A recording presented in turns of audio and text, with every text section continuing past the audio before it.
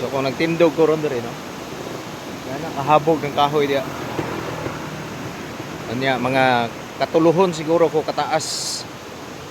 Katuluhon kataas sa tubig no. Hindi ta nagtindog guys. Kini mga lawaan diri no. Nga balandra diri dapita.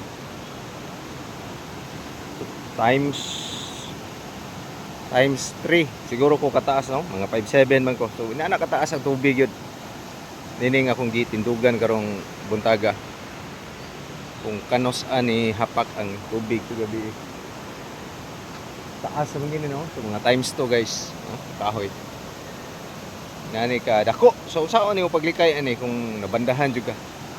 Mapa sa mga saksi o witness kay gabi grabe ka kalit no ang tubig nga may hagsa dinhing dapita sa may Prok 20. So dire man na padulong ang tubig yun kay sapa man ni diri dapita.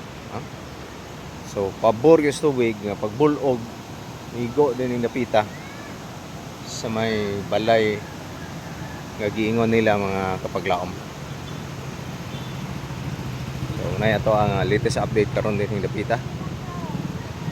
Matag tagpipila ka mga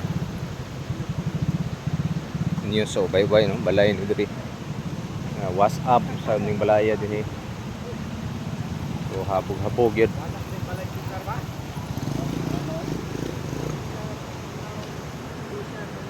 Kato dito ka Manaw dato. Oo, dati wala din gyapon ko dito.